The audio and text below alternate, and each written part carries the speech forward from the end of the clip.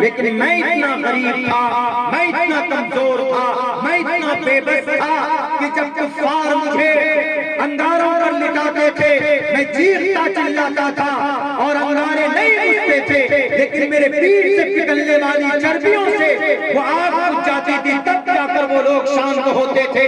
اے عمر فاروق، اگر آپ کو یقین نہ ہو میرے پیٹ کے کپڑے اٹھا کر آپ دیکھیں۔ عمر فاروق نے جب پیٹ سے کپڑے اٹھا کر کے دیکھا تو عمر فاروق کی چیخ نکل گئی تھی، اس لیے کہ پیٹ پر گوشت نظر نہیں آ رہا تھا، نہیں آ رہی تھی، نہیں گوشت نہیں تھا بلکہ ہڈیاں نظر آ رہی تھی۔ یعنی اتنی تکلیفیں دے کر جس دین کی پیورٹی کو صحابہ کرام نے لوگوں کے سامنے پیش کیا، آج پیسوں کے نشے میں دھت ہو کر محمد بن زید النہیانی تم نے صحابہ کرام کی قربانیوں کا مذاق اڑایا۔ یاد رکھو اللہ کا عذاب آئے گا، اور آیا اسی دبئی شہر کے اندر پچھلے 3 دن سے ایسی بارش ہوئی ہے کہ وہاں پر ایسا طوفان آیا ہے کہ وہاں کے بادشاہ سے ہوش ٹھکانے آ گئے کہ ہم نے کیسے غلطی کی۔ اسی لیے میں کہتا ہوں ظہر الفساد فی البر والبحر بما کسبت ایدی الناس۔ اللہ تبارک و تعالی انسانوں کے اعمال بد کی وجہ سے فسادات برپا کرتا ہے، خشکی کے اندر اور سمندر کے اندر۔ ہماری مسجد اقصی بھی چلی گئی، وہ بھی ہمیں ذمہ دار ہے۔ اس دیش کے اندر بھی ہماری مسجدیں چلی، ایک مسجد چلی گئی، ہم ذمہ دار۔ آپ کو بہت پرانی بات، بہت اندر کی بات بتا رہا ہوں۔ آپ کہیں گے کہ نہیں جناب، ہمارے عدالت عالیہ کا فیصلہ تھا، عدالت عالیہ کا فیصلہ تھا، آپ فریق ثانی سے پوچھئے کہ یہ فیصلہ وہاں کا تھا کہ یہ فیصلہ ہمارے لوگوں کا تھا۔ میں لکھ کر دینے کے لیے تیار ہوں، جو فریق بنی تھی نا، سپریم کورٹ نے صاف کہا تھا کہ میں فیصلہ نہیں دوں گا، جائیے جا کر پہلے آپ لوگ گٹھ بندھن کر لیجیے۔ اور جو وہاں پر تھے پیٹیشن دینے والے، جو کیس لڑ رہے تھے کسی نہ کسی شکل میں، پہلے ان کو ایگری کیا گیا، ان کو راضی کیا گیا، اندر خانے پوری ڈیلنگ ہو گئی ہے کہ سر آپ کیجئے اور ہم اسٹیٹمنٹ یہی دیں گے کہ عدالت عالیہ کا جو فیصلہ ہوگا ہم قبول کریں گے۔ اندر خانے ساری سیٹنگ ہو گئی تھی جناب۔ بہرکیف اللہ کم سے کم ہم لوگوں کو ہمارے اعمال کی وجہ سے اسلام شریعت کا کوئی مسئلہ ایسا نہیں ہونا چاہیے جس کے مسئلہ میں یا جس کو ختم کرنے میں، جس کو پامال کرنے میں ہمارا عمل اگر ذمہ دار بنتا ہے تو ہماری ایسی زندگی کے اوپر لعنت ہے۔ اللہ نے شریعت کے لیے ہمیں بنایا، اللہ نے شریعت پر عمل کرنے کے لیے ہمیں بنایا۔ ہمارے لیے ایسا نہیں ہے کہ اگر ہم نہیں رہیں گے تو شریعت کی وجہ سے وَمَا خَلَقْنَا الْجِنَّ وَالْإِنسَ إِلَّا لِيَعْبُدُونِ، آپ کو عبادت کے لیے پیدا کیا۔ آپ نہیں رہو گے تو اللہ تبارک و تعالیٰ کی شریعت پھر بھی باقی رہے گی۔ آپ نہیں نماز پڑھو گے، اللہ کسی اور سے پڑھوا لے گا۔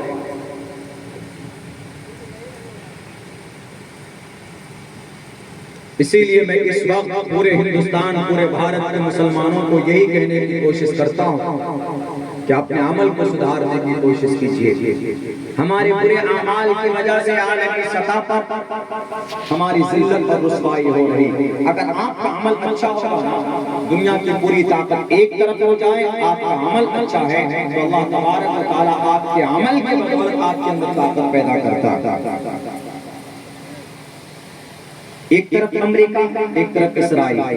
اسرائیل کے اندر سب سے زیادہ طاقتور ٹیکنالوجی ہے، ڈیفنس سسٹم۔ اگر کوئی پتھر مارتا ہے تو اس پتھر کو سر پر لگنے سے پہلے کیسے روکنا ہے، تو یہ ڈیفنس سسٹم صرف اسرائیل کے پاس ہے، جس کو آئرن ڈوم بولتے ہیں۔ اگر آپ نے راکٹ چھوڑی، میزائل، ٹارگیٹڈ میزائل سب سے خطرناک ہوتا ہے۔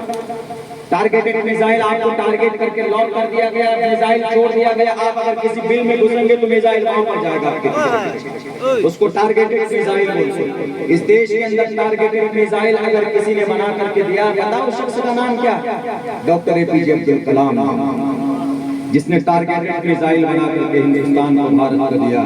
تو آئرن ڈوم، میزائل کو ہوا میں ختم کرنا، یہ سسٹم صرف اسرائیل کے پاس، امریکہ کے پاس نہیں ہے، لیکن اسرائیل کے اس ڈیفنس سسٹم کو اسرائیل اتنی طاقتور ہے ہتھیار کے اعتبار سے، ویپن کے اعتبار سے، اس کو بھی اس کے نام میں دم کرنے والی جماعت کن کی پتہ؟ حفاظ کرام کی جماعت 3000 حافظ قرآن ہیں جنہوں نے ان کے ڈیفنس سسٹم کو گھٹنے پر لا کر رکھ دیا۔ وہ کہہ رہے ہیں کیا کھا کر آئے ہیں یہ کہ ہم ان کا مقابلہ نہیں کر پا رہے۔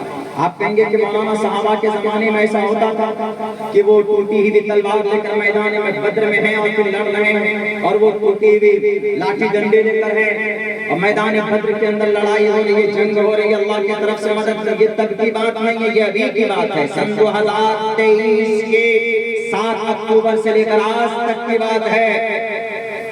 اسرائیل کا پورا تنتر ینتر اور حماس کے نوجوانوں کا غزہ پٹی کے 5000 نوجوان ہیں جس نے غزہ پٹی کے اوپر ظلم کرنے والے اسرائیل کو دھول چٹا دیا، مجبور ہو گیا ہے جیسے ہمارے قریبی ملک کے اندر وہاں کے جہاز اور توپ کو چھوڑ کر بھاگنا پڑا اسرائیل امریکہ کو، ایسے ہی اب غزہ پٹی سے اپنی فوجوں کو واپس بلا رہا اسرائیل۔ کون مدد کر رہا ہے؟ ان 5000 جوانوں کی مدد کون کر رہا ہے؟ اللہ کے سوا کوئی مدد نہیں کر رہا۔ نہ ترکی ایران کو بھی آیا، نہ ایران تھا اس زمانے میں، اس وقت میں لڑائی کے وقت میں مدد کرنے والی کوئی جماعت نہیں، نہ جزیرۃ العرب، نہ 22 عرب کنٹری، نہ 55 مسلم کنٹری، کسی نے بھی ان کی مدد نہیں کی۔ یہاں تک کہ غزہ پٹی سے لگے ہوئے بارڈر کن کا ہے؟ مصر کا۔ وہ مصر جہاں قرآن کریم کو سب سے زیادہ خوبصورت انداز میں پڑھنے والے قرآن کو اللہ تبارک و تعالیٰ نے پیدا کیا، وہ رفح بارڈر غزہ پٹی سے نکلتا۔ رفح بارڈر آج تک بھی بند کر دیا گیا۔ مصر نے کہا ہم نہیں مدد کریں گے غزہ پٹی کے لوگوں کی، جو چاہے مدد کرے، اس لیے کہ ہمیں ان سے کوئی سروکار نہیں ہے۔ لڑائی انہوں نے شروع کی تھی اب ان کو بھگتنے کی، اب وہی بولیں گے ہم ان کی مدد کے لیے نہیں آئیں گے۔ کوئی عرب کنٹری نہیں آیا، جزیرۃ العرب کا کوئی کنٹری نہیں آیا، سب سے طاقتور ترین جتنے بھی ممالک کے کوئی نہیں آئے، لیکن تنے تنہا اگر کسی نے ایمانی طاقت کے بلبوتے پر مقابلہ کیا ہے ان اسرائیل کے ظالموں کا، ان کے توپ اور گولوں کا، تو حماس کے 5000 نوجوان ہیں، اور ان 5000 نوجوانوں میں 3000 ایسے نوجوان ہیں جن کے سینے میں قرآن کریم ہے، جو راتوں کو سوتے نہیں، جن کے ہاتھ میں ہمارے نوجوانوں کی طرح موبائل نہیں ہے، سوشل میڈیا میں زندگی تباہ و برباد کرتے، جن کے ہاتھوں میں قرآن کریم کے نسخے ہیں، وقت خالی ملتا ہے تو تلاوت کرتے ہیں، اللہ سے ہم کلام ہوتے ہیں۔ ہمارا جوان اگر وقت مل جائے شام کو 6:30 بجنے کے بعد فوراً موبائل کھل جاتا ہے اور آئی پی ایل کے اندر جناب میچ پہ میچ لگائے چلے جاتے، سٹے پہ سٹا لگائے چلے جاتے، جوے پہ جوا لگائے چلے جاتے۔ ہمارے نوجوانوں کو آپ کی زندگی کے بارے میں ذرہ برابر بھی فکر نہیں ہے۔ میرے بھائی اور نوجوانوں، سبق حاصل کرو غزہ پٹی کے ان نوجوانوں سے جن کے سینے میں قرآن کریم ہے، جن کے ہاتھ کے اندر قرآن کریم ہے، جن کے ہاتھوں میں سوشل میڈیا نہیں، جن کے ہاتھ میں کرکٹ کا بلہ نہیں، جو ان پاگل ان نارائقوں کے پیچھے آئی پی ایل کھیلتے ہیں وہ لوگ، پیسے کماتے ہیں وہ لوگ، بے وقوف بنتے ہو آپ اور ہم، وقت ہمارا ضائع ہوتا ہے اور ہماری جوانی برباد ہوتی ہے۔ ہم ان کو دیکھ کر ہم ان کو رول ماڈل سمجھتے ہیں، اپنا گول سیٹ کرتے ہیں۔ اگر آپ کا کوئی سب سے زیادہ اس دنیا کے اندر رول ماڈل ہو سکتا ہے تو اللہ کے نبی کی ذات ہے، ان کے بعد اگر کوئی ہے تو ابو بکر صدیق ہے، ان کے بعد اگر کوئی ہے عمر فاروق ہے، ان کے بعد اگر کوئی ہے تو حضرت عثمان ہے، ان کے بعد کوئی ہے تو حضرت علی ہے۔ یہ بوڑھے نہیں تھے، حضرت ابو بکر 25-26 سال کی عمر میں نبی کے ساتھ آ گئے تھے، حضرت عثمان 20 سال کی عمر میں نبی کے ساتھ آ گئے تھے، حضرت علی 12 سال کی عمر میں نبی کے ساتھ آ گئے تھے۔ امام مالک رحمت اللہ علیہ مدینے کا جج بنے کب؟ 17 سال کی عمر میں۔ آج ہمارا 17 سال کا بچہ کرکٹ کا دیوانہ بنا بیٹھا، آئی پی ایل کا غلام بنا بیٹھا، T20 ورلڈ کپ کا چاپلوس بن چکا۔ نبی پاک علیہ السلام کے زمانے میں قرآن کریم کے مفسرین سے پوچھو کہ تفسیر کا امام کون؟ وہ کہے گا عبداللہ ابن عباس۔ پوچھو عمر کتنی ہوگی؟ صرف 16 سال کی عمر میں حضرت عبداللہ ابن عباس تفسیر کے امام بن گئے تھے۔ اس امت کا فرعون ابو جہل کا خاتمہ کسی نے کیا تو کسی بوڑھے نے نہیں کیا، بلکہ 13 اور 14 سال کا نوجوان معاذ بن معوذ نے کیا۔ اسی لیے میں کہتا ہوں نوجوانوں، آپ کی جوانی کے اوپر لعنت ہے اگر آپ کی جوانی میں نماز نہ ہو، اگر آپ کی نوجوانی کے اندر اللہ کے نبی کی سنت نہ ہو، اگر آپ کے اس بڑھتے ہوئے ظالموں کے لوگوں کے سامنے آج کی زبان میں اگر حق کے لیے آواز نہ ہو تو آپ کی جوانی کے اوپر، آپ کی زندگی کے اوپر پھر لعنت ہونی چاہیے۔ یہ وقت ہے تبدیلی کا، ظلم کے خلاف آواز بلند کرنے کا، اللہ کے ساتھ لو لگانے کا۔ ہم نہیں کہتے کہ نوجوانوں آپ شرٹ اور پینٹ مت پہنیے، شرٹ پہنیے، پینٹ پہنیے، سلمان خان شاہ رخ خان کو دیکھ کر مت پہنیے، بلکہ اس کو ڈھیلے رکھ کر as a uniform, as a لباس پہنیے۔ وہ لباس التقوی، تقوی کے لباس اختیار کیجئے، جو سفید ہمارے علماء کرام جو پہنے ہوئے ہیں ان کو استعمال کیجئے، لیکن دماغ ایکسپٹ نہیں کرتا ہے تو آپ پینٹ ہی پہنیں، آپ شرٹ ہی پہن کر رہیے۔ بہت فٹنگ نہیں کہ آپ بیٹھیں تو بیٹھانا جائے، لیکن نماز پڑھیں، نماز کا عادی بنیں، روزے رکھیں۔ ابھی میں رمضان میں 3 پروگرام ہوئے میرے مہاراشٹر میں، میں گیا ہوں، تینوں جگہ کے اندر سربے نے یہ بتایا، وہاں کے ممبران نے، بس میرا وقت پورا ہونے والا ہے، وہاں کے ممبران نے یہ کہا کہ مولانا ذرا نوجوانوں کے تعلق سے بات کیجئے گا۔ ہم نے کہا کیوں؟ انہوں نے یہ کہا کہ 65% نوجوان ایسے ہیں مولانا جو روزہ نہیں رکھ رہے۔ بتائیے 65% نوجوان، ان سے جب پوچھا جاتا ہے کہ بھئی روزہ کیوں نہیں رکھ رہے ہو، روزہ رکھو نا، وہ کیا کہتے ہیں؟ نہیں روزہ رکھوں گا تو نہیں ہوتا، روزہ نہیں، ہم پورے دن بھوکے نہیں رہ سکتے، کمزوری آ جائے۔ بعض نوجوان بولتے نہیں، جب 30 دن نہیں کھائیں گے تو کمزوری آ جائے گی، مر جائیں گے۔ آج تک تاریخ کے پنے الٹ کر دیکھیے 1449 سال سے 1 مہینے کا روزہ رکھا جاتا ہے، کوئی روزے کی وجہ سے مرا ہے کیا؟ کوئی نہیں مرا، بلکہ روزہ کیوں رکھا جاتا ہے احادیث پڑھی آپ کو بتاتے ہیں۔ اس کے اندر تو صاف اللہ نے قرآن میں بھی بیان کیا ہے لعلکم تتقون، تقویٰ پیدا ہونے کے لیے۔ لیکن ایک دنیاوی چیز آپ کو بتاؤں گا، دنیا میں بہت زیادہ عام ہے، دنیاوی نہیں ہے، دین سے ریلیٹڈ ہے۔ اگر آپ کے اندر سیکس کی کوالٹی بڑھ جائے، سیکس ڈیزائر جس کو بولتے ہیں، سیکس سمجھتے ہیں، SEX سبھی سمجھتے ہیں۔ آج کل کا بچہ ہاتھ میں موبائل آتے بالغ ہو جاتا ہے، 14 سال کا انتظار نہیں کرتے بلکہ 10 سال میں بھی بالغ ہو جاتے ہیں، اور پھر امی کو جا کے اولاد مانگتے ہیں کہ ہم کو شادی کروا دیں۔ تو اس لیے سیکس سمجھانے کی ضرورت ہے۔ سیکس کا علاج کیا ہے؟ اگر کسی کو بہت زیادہ سیکس ڈیزائر آ جائے، آپ ڈاکٹر کے پاس کہ بھئی ہم کو دوائی دیجئے تاکہ یہ چیز میری یہ خواہش کم ہو جائے۔ دنیا کے اندر ایسے کوئی دوائی بنی نہیں جو سیکس ڈیزائر کو کم کرے، نہیں بنی۔ اگر اس کا علاج کسی میں رکھا ہے اللہ تبارک و تعالیٰ نے تو روزے میں رکھا ہے۔ حدیث پڑھیے، اگر آپ کے اندر وسعت ہے تو آپ شادی کیجئے، شادی کے ذریعے جائز طریقے سے آپ اپنی خواہش کو مکمل کیجئے، آپ اپنے اس بشری تقاضے کو اپنی بیوی کے ساتھ مکمل کیجئے، کسی اور کے ساتھ میں گرل فرینڈ کے ساتھ کریں۔ یہ جو گرل فرینڈ کے ساتھ جائز رشتہ بنا دیا، قانونی رشتہ، یہ بے وقوف۔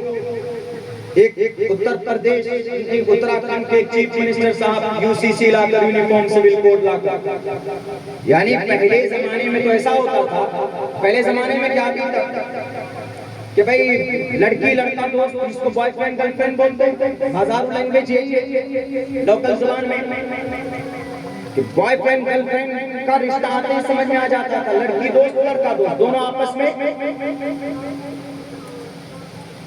یہ ناجائز سمجھتے تھے، لیکن اب باضابطہ طور پر یونیفارم سول کوڈ کے اندر میں اس کو جائز قرار دیا گیا کہ اگر کوئی جوان لڑکا کوئی جوان لڑکی حلوہ ہوائی کر کے دوستی کر لے اور کہیں کسی شہر میں جا کر فلیٹ میں رہنے لگے دونوں مل کر، دونوں لڑکی لڑکا، صرف ایک فارم فل اپ کرنا، ایک فارم بھرنا ہے کہ بھئی ہم دونوں مل کر رہنا چاہتے ہیں، we live with each other in live-in relation میں رہنا چاہتے ہیں، 1 سال رہو، 2 سال رہو، 3 سال رہو، اس کو قانونی شکل دی ہے چیف منسٹر صاحب نے اتراکھنڈ کے۔ کیا آپ سمجھ سکتے ہیں اس سے کتنا خطرناک، کتنی خطرناک برائی، بیماری پیدا ہو سکتی ہے سماج میں؟ کوئی بھی اپنی جوان بیٹی کے بارے میں سننا گوارا کرے گا کہ اس کی بیٹی کسی جوان لڑکے کے ساتھ کسی لاج میں کسی فلیٹ میں رہتی ہے، ہسبینڈ وائف کی طرح، لیکن ہسبینڈ وائف ہے نہیں، وہ شادی نہیں ہے، نکاح نہیں، کچھ نہیں، لیکن قانون ایسا بنایا گیا ان ظالموں کے ذریعے سے، اس کو قانونی شکل دی گئی، لات مارتا ہوں 100 مرتبہ لات ماروں گا پشکردھامی صاحب، سوسائٹی کے بیروت آپ نے یہ قانون بنایا ہے، انکار کرتا ہوں آپ کے اس قانون کو۔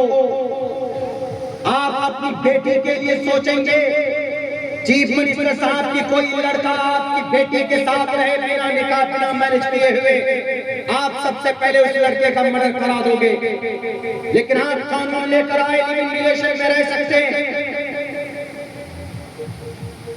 اس سے بڑی بیماری کیا ہوگی پتہ ہے؟ لڑکی لڑکا میں دوستی ہوگی۔ کبھی ہوتا ہے نا، لڑکا کہے گا I'm a doctor, I want to live with you, میں فرینڈشپ with you، ہم آپ کے ساتھ دوستی کرنا چاہتے ہیں۔ لڑکی دیکھے کہ بھئی لڑکا ڈاکٹر ہے، 1,00,000 کماتا ہوگا، چلو دوستی ہو جائے، رہنے لگے دونوں، 1 سال کے بعد دونوں میں جھگڑا لڑائی ہو گئی، دونوں کی لڑائی کی وجہ سے لڑکی کو کوئی اور اچھا لڑکا مل گیا، MBBS MD ڈاکٹر مل گیا، PhD کرنے والا کوئی مل گیا، ڈاکٹر آف فلاسفی، تو لڑکی کہتی چلو کم سے کم یہ اچھا ملا، پہلے سے پہلے تو پھوسٹ ہے، نالائق ہے، 1,00,000 کماتا، کبھی کچھ لا کے دیتا نہیں، چلو دوسرا اچھا ملا ہے، ڈاکٹر ہے، انجینئر ہے، پائلٹ ہے، اس کے ساتھ دوستی کرو، تو پتہ اس کو کیا کرنا ہے؟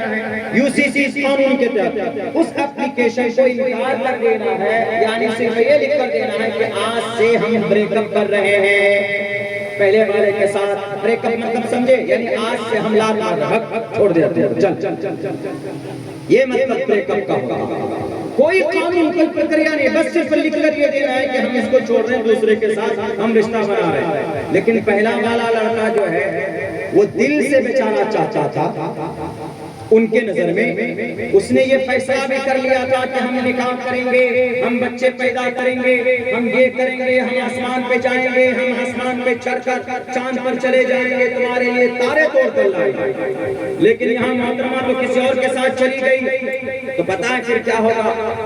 پہلا والا لڑکا یہ کہے گا کہ جب تم میری نہیں ہوئی تو کسی اور کے بھی تم کو نہیں ہونے دوں گا۔ چاقو اٹھائے گا، 35 ٹکڑوں میں اس کے جسم کو کاٹے گا اور پھر تھیلیوں کے اندر ڈال کر جگہ جگہ کے اوپر ڈالے گا۔ بتائیے یہ معاملہ ہوا ہے کہ نہیں ہوا؟ اس قانون کے بننے سے پہلے ہو گیا۔ لیو ان ریلیشن میں رہتے تھے آفتاب اور شردھا، پشکردھامی صاحب، اگر آپ کو یقین نہیں آتا ہے تو آپ ممبئی کے اس انجینئر سافٹ ویئر انجینئر کا واقعہ پڑھیے، اس کیس کو اسٹڈی کیجئے جس میں ایک لڑکی اور لڑکا، انجینئر لڑکا ایسے ہی رہتے تھے، لیکن جب اس لڑکی نے اگنور کرنا شروع کیا اپنے پہلے بوائے فرینڈ کو، پہلے دوست کو، کسی اور کے ساتھ سمبند بنایا، پہلا والا لڑکا بہت زیادہ سیریس تھا، اس نے چاقو اٹھایا، اپنی دوست کا مرڈر کیا، فریج میں ڈال دیا، ہر دن رات کو 250 گرام گوشت نکالتا تھا، پریشر کوکر میں ڈال کر کھاتا تھا، ابال کر۔ بتائیے یہ ممبئی کے اندر یہ واقعہ ہوا کہ نہیں ہوا؟